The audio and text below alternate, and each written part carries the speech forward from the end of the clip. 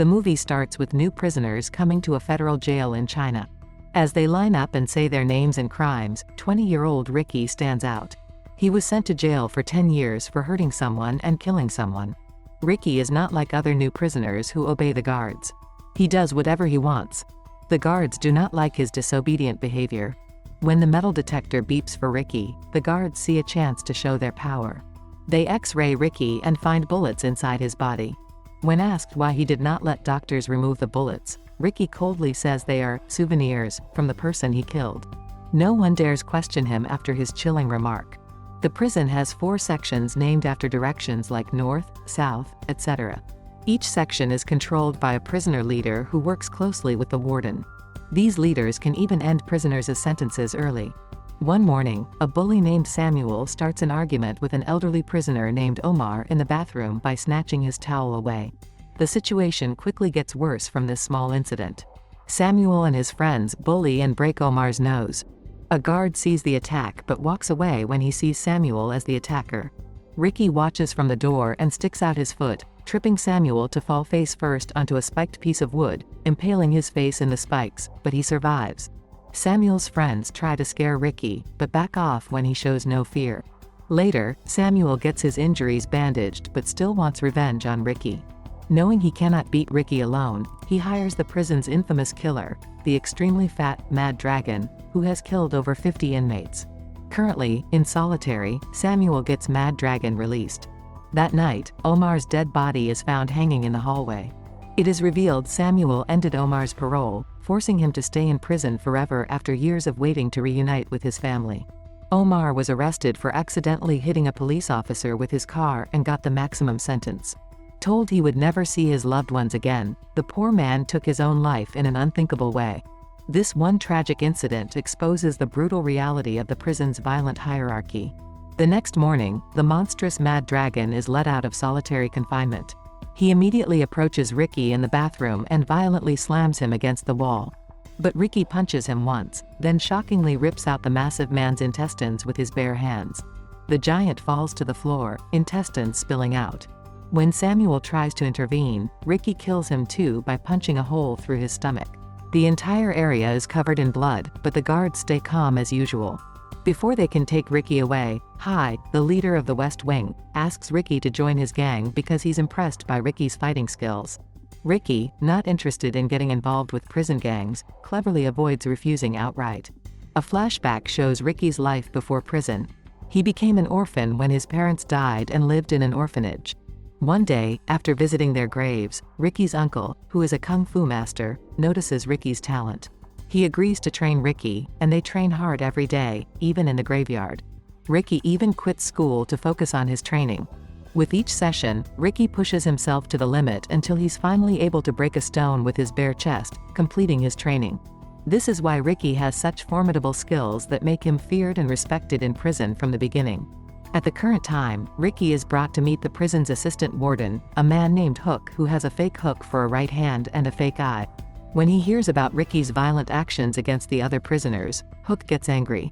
He forcefully stabs Riki's hand with the hook, sticking it to the table, and demands Riki to explain how he became so strong. When Riki stays quiet, Hook shows him a picture of Riki's girlfriend and says mean things about her. This makes Riki mad. Despite his injured hand, Riki breaks free from the table and warns Hook to stay out of his business before leaving. A year ago, Riki was very happy because he loved his girlfriend Fei Fei a lot. They planned to get married after she finished school. But one night, everything changed. Fei Fei saw a gangster selling drugs to kids, and she became a witness. The gang leader wanted Fei Fei for himself, and she tried to escape but tragically fell to her death. Riki was heartbroken and wanted revenge. He found the gang leader alone one night, and despite being shot, Riki's grief made him almost immune to pain. He ended the gang leader's life with a single powerful blow. Riki gets sent to prison for seeking revenge for Fei Fei's death, but he doesn't feel sorry for it. The next day, all the other inmates in the West Wing attack Samuel's followers who are now defenseless without their leader. Hai, the ruler of the West Wing, stops them. He wants to show he's in charge since Riki is getting praised. Hai brutally beats up an inmate named Kong and chains him to a pole in front of everyone in the prison. Then he challenges the others, asking if anyone will help Kong and stand against him. Even though they want to help their friend, the scared inmates stay quiet. After defeating Hai in a tough fight, Riki feels happy and sets Kong free from his chains. Then, the leaders from the other wings of the prison show up, protecting Assistant Warden Hook but not attacking Riki yet. The next day, Riki meets a man named So who has been punished by having his tongue cut out. Riki gives So a flute as a gift. So gives Riki some opium leaves in return. Riki investigates and finds out that the leader of the South Wing and Hook are growing opium in secret within the prison and selling it to kids outside. Since Fei Fei's death was connected to opium, Riki decides to stop their operation. But when the gang leaders find out about So's friendship with Riki, they cruelly kill So by skinning him alive and leaving his body outside for everyone to see. Riki is heartbroken by So's terrible death. That night, Riki sneaks into the South Wing and sets fire to all their opium plants. As the flames spread, the leader of the South Wing attacks Riki in anger, starting a big fight. At first, Riki seems to be winning, but then the leaders from the other wings come and join in. They are tough opponents. The leader from the South Wing is smart, the one from the North Wing is deadly with string weapons, and the one from the East Wing is really strong. Together, they manage to defeat Riki and lock him up in a room by himself. Riki's fight against the prison's corruption takes a big hit. Without knowing about the sneaky plan, the leader from the East Wing enters Riki's room for a fight. But he regrets it when the room starts filling with wet cement, which is Hook's plan to kill Riki. Riki saves both of them from drowning in cement. He then challenges Hook to a fair fight, but the cement hardens around Riki, making it hard for him to move and get captured again. The next day, the mean warden comes back from Hawaii with his spoiled, chubby son Wong. Because Wong is clumsy, an inmate who laid out a carpet for him gets killed, showing how little the warden cares about inmates' lives. When the warden finds out about the destroyed opium, he gets really angry. Hook takes him to Riki's cell, where Riki is still covered in cement and tied up to the ceiling. The warden's son makes fun of Riki, but Riki shows his strength by breaking the cement off his body. Riki then attacks the warden, seeking revenge for Fei Fei's death, which was indirectly caused by the opium operation. But the leader from the East Wing stops him and ties Riki's hands while they beat him up badly, just for the warden and his son's amusement. During the torture, someone mentions Fei Fei's name, which gives Riki strength.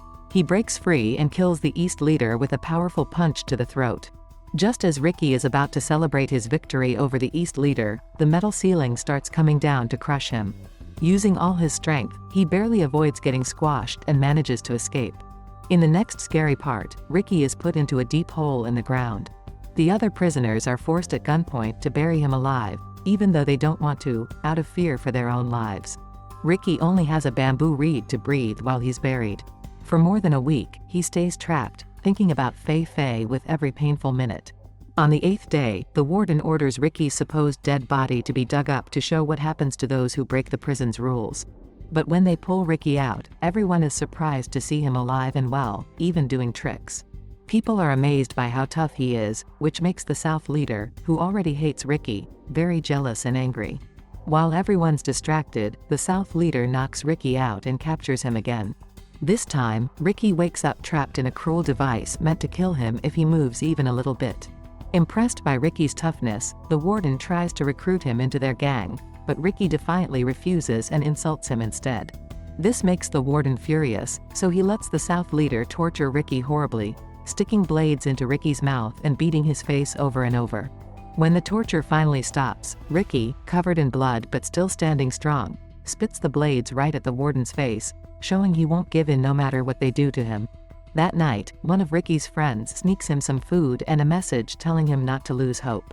But Hook finds out about it and brutally kills the friend by driving his hook through the man's throat.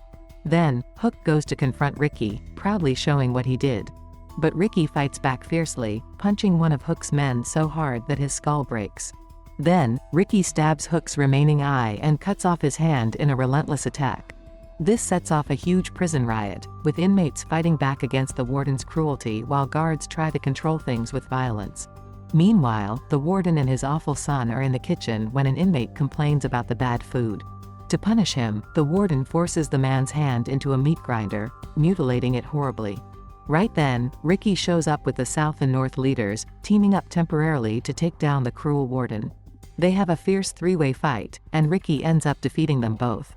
Riki tears the South leader's limbs off one by one, while the North leader runs away scared. Now it's just Riki and the Warden left.